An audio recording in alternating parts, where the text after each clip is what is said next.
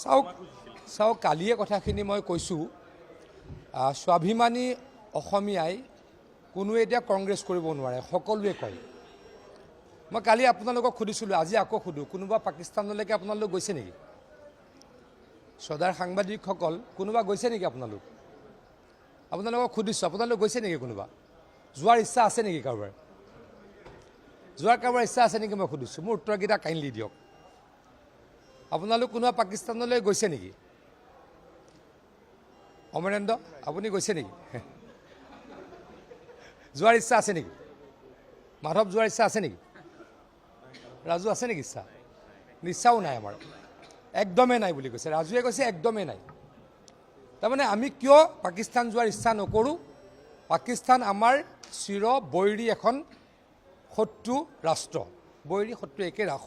বৈৰী ৰাষ্ট্ৰ গতিকে আমি কোনোৱে পাকিস্তানলৈ যাম বুলি নাভাবোৱেই আমাৰ এগৰাকী ডাঙৰ নেতা তেখেতে গৈ 10 দিন থাকে এদিন দুদিন নহয় 10 দিন থাকে আৰু সকলোতকৈ ইণ্টাৰেষ্টিং এখন চিটিৰ ভিজা লৈ যায়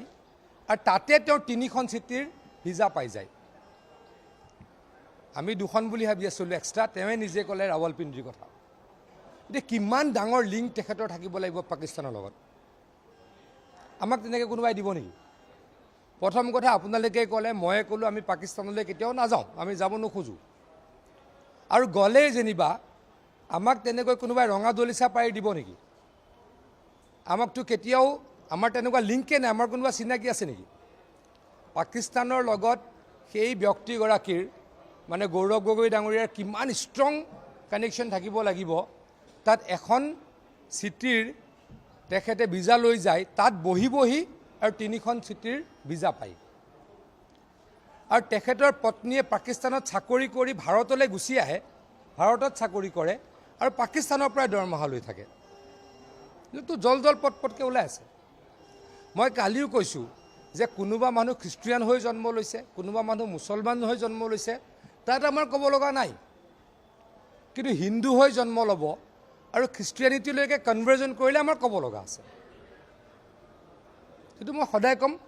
কালিও কৈছোঁ আজিও ক'ম কাইলৈও ক'ম গৌৰৱ গগৈ ডাঙৰীয়াৰ ল'ৰা ছোৱালী মই ভাবোঁ যে হিন্দু হৈ জন্ম লৈছিলে আমি বাপেকৰ ধৰ্মই পাই বুলি ভাবোঁ কিন্তু তেওঁলোক দুয়োগৰাকী কি হ'ল খ্ৰীষ্টিয়ান হ'ল ছোৱালীগৰাকীৰ পাছপৰ্টত ডিৰেক্টলি লেখা আছে স্পষ্টকৈ লেখা আছে খ্ৰীষ্টিয়ান বুলি আৰু তেখেতৰ ল'ৰাজনৰ যিখন পাছপৰ্ট আগৰখনত যিখন ভাৰতীয় পাছপৰ্ট তাত লেখা আছিলে হিন্দু